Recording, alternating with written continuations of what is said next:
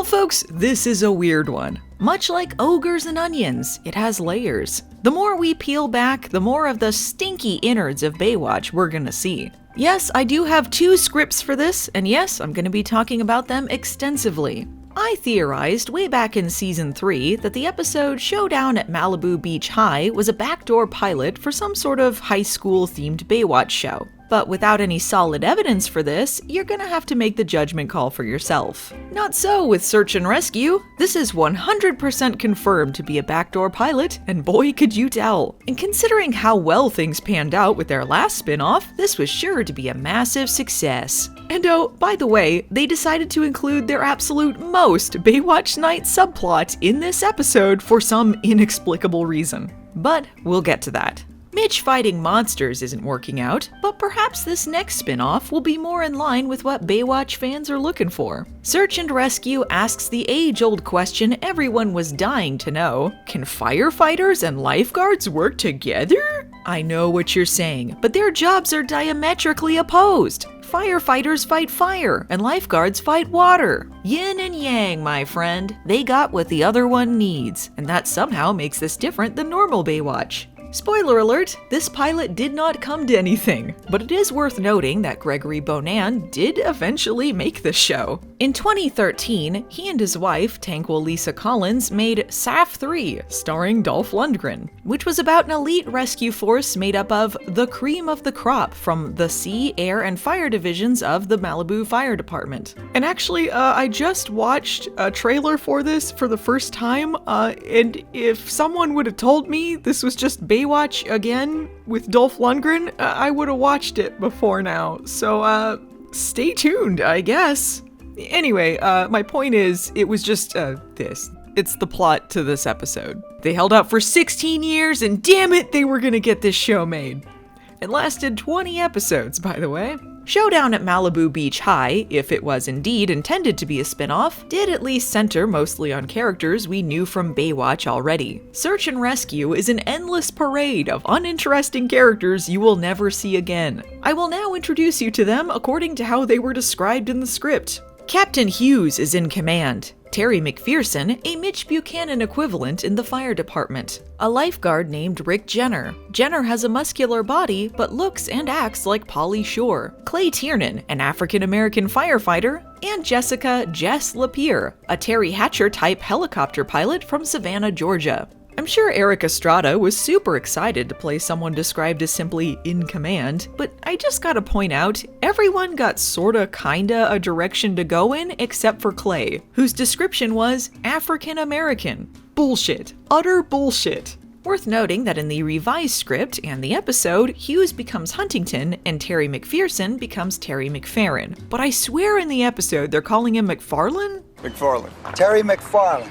Anyway, this episode starts with a rescue where firefighters and lifeguards happen to get their chocolate and peanut butter mixed up. And I probably shouldn't have laughed, but it's hilariously overblown.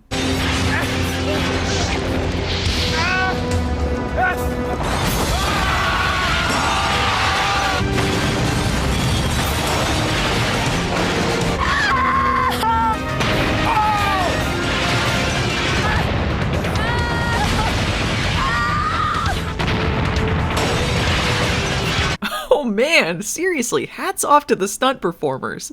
We got people on fire and flying off of railings, multiple explosions. I mean, what did they even sell in this wharf market that was so inflammable?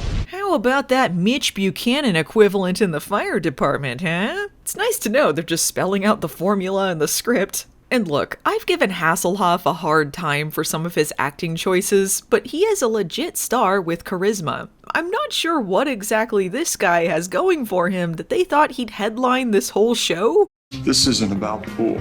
We're talking about who will have a tougher time making it through the other department's training. More firemen will qualify as lifeguards than lifeguards as firemen. The fantasies. To be fair to Matt Battaglia, though, he did win a Daytime Emmy for producing a courtroom show in 2011, which is one more Emmy than Baywatch received. Anywho, Terry McPherson Farron Farland thinks Neely is hot and asks her on a date. In the first version of the script, he strips down to a lime green Speedo to swim her out to her boat. It's extremely creepy, which is very Mitch Buchanan-like. Standard fireman issue. We're allowed some individuality. According to Captain Thomas, the chiefs of both departments were so impressed by their teamwork, they want to hold auditions for an elite search and rescue team. Only 6 people will make it, so it's gonna be a tough choice. Well, how do you get to be one of the 6? You've got to be under 40 with hair. Ugh, that's just mean.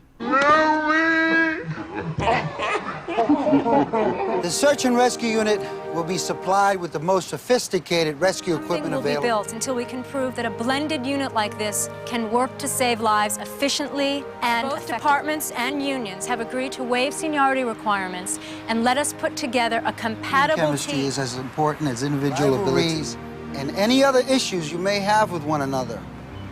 Better be checked at the Cooperation door. and trust is essential if we want to pull this Victims' thing off. lives may depend on it. Oh, jeez, I just woke up. Hope I'm not missing any important character stuff they're setting up for a show that never happened. Rick Jenner is apparently the new Harvey, and that he's a horny idiot with business schemes, and Ledge Musselman is not falling for it. There's also some sorta kinda romance they're setting up between dumbass Cody and Jessica the helicopter pilot, which of course doesn't go anywhere, but isn't that out of character for him? Don't you worry, you're in good hands. We'll get you through it. However, if I'm going to give any credit to a plot involved with this firefighter/lifeguard team, I was highly amused by this next turn in the Noomley saga. Neely and Numi, as you are aware, seem to be friends with benefits at this point. Perhaps Numi sees this as something more, though. Perhaps Neely wants to test that. And thus, she introduces Terry to Numi and pits them against each other to see who will come out on top. The king of the beach. I see you've met the queen of the beach Yeah, she rules with an iron fist. and a velvet glove. I haven't felt that yet. Only qualified lifeguards get to it. Terry, Numi will absolutely destroy you. That is, if you aren't completely eviscerated by Neely's velvet glove first. This one's from the LA riots. Oh my gosh, what happened? They shot at us. What can I say? The fires were the safe part. Baywatch! Maybe you shouldn't have your 2 black characters chuckling merrily over the very real issue of police brutality? Well, I guess the only segue out of this one is to talk about lifeguard/PI Mitch Buchanan. A lot of folks have asked over the years, hey, do the people on normal Baywatch, know Mitch hunts monsters? Does that ever cross over into the main show? Certainly they've alluded to Mitch working cases, but they've never outright stated that he encounters the supernatural on a weekly basis now. Well, here's the episode that finally gives us what we want, because Mitch's subplot is entirely based on his X-Files exploits. Mitch is hunting a vampire. This is all I've ever wanted, but somehow they put it in the worst possible episode, and I love it even more. One of the few saving graces of this waste of an episode. Hallelujah! Baywatch Nights fans, the Baywatch Nights, will note that this follows the episode of Nights where Mitch encounters a 400-year-old vampire who falls in love with him because he waited politely outside of a bathroom. This vampire is unrelated. I don't know if this was meant to tie into that theme, or just coincidentally they aired these episodes alongside each other, but who knows? Maybe Baywatch Nights got 2 more fans out of this. Yes, indeed. They decided when they were pitching this extremely dull spin-off about firefighters and lifeguards, they'd throw in a bunch of monster hunting shit from their spin-off that they are currently paying their own money to keep on the air for 1 more season. I'm not sure if this was meant to show investors that they've successfully created a previous spin-off of Baywatch, or use it as a cautionary tale, like, hey, it can't be as bad as this. Whatever the intention, it backfired horribly, because with Baywatch Nights, there are no winners. Anyway, what do Mitch's friends and coworkers he tolerates think about him fighting monsters? Well, it sure is funny. That's silly, Mitch. That is a reasonable reaction to finding out the supernatural exists. Mitch's first scene is cut out of the episode. I know they actually filmed it because you can see everyone looking to the side and laughing for no reason, and that's because stupid Mitch has just left. Both of my scripts have a different scene, so I'm not really sure which one they picked or if they filmed another one entirely. But I will now recreate the ones I have as accurately as possible. Mitch comes down the stairs looking exhausted and disheveled, his khaki pants and short-sleeved shirt torn and covered with muddy, greenish slime, which is also on his bare arms. Hey Mitch, where have you been? You missed all of the action today. I had all the action I could handle, thanks. What happened to you? Don't ask. You're covered in slime! You smell like a sewer rat. Thank you all for noticing. Now if you'll excuse me, I'm going to take a boiling hot shower. This is that case, isn't it? Trying to get that boy away from some weird cult? Yes. Did you find him? Yes. Where? An abandoned sewage treatment plant. What kind of cult is it? They believe the only way to survive Armageddon is to return to Atlantis. Live beneath the sea? They were practicing in the abandoned sewage treatment plant. I see why you have 2 careers, Mitch. Being a private eye is so much more glamorous than being a lifeguard.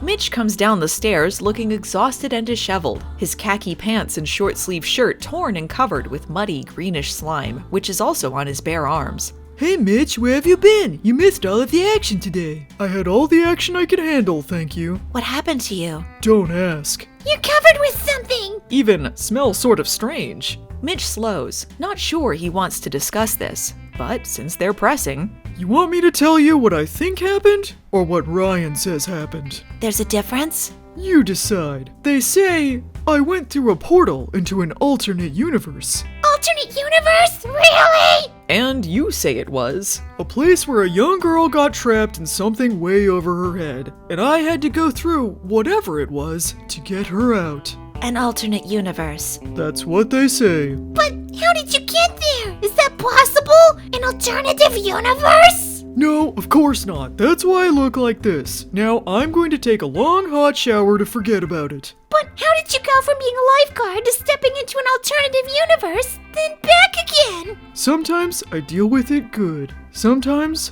I don't deal with it at all. The nights will never be the same. Mitch talking about saving boys from Atlantis sewer cults or dimension hopping? Bad. Mitch hunting a vampire? Good. Finding out they cut this scene must have been like waking up from an accident and realizing you've lost a limb. Tragedy.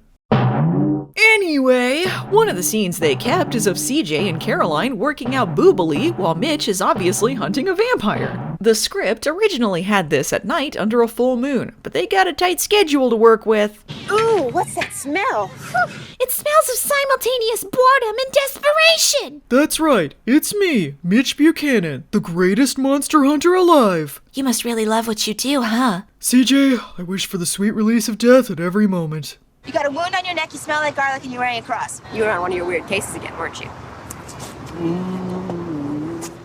Wow, brilliant. You can almost see him slipping off his shoes as he exits the scene before walking straight into the sea. The thing is that you believe in all that weird stuff. Of course I do. I believe anything and everything is possible, except Neely making the search and rescue team. Quick question, what the fuck does this plot mean to anyone just binging Baywatch these days? Does this make any sense, or have people just accepted that Baywatch be like that sometimes? I fear I'm in too deep to know what it's like on the outside anymore. Whatever, firefighters and lifeguards eating farty chili together.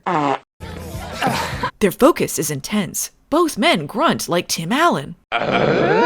Oh, what's the matter? You can't handle firehouse chili?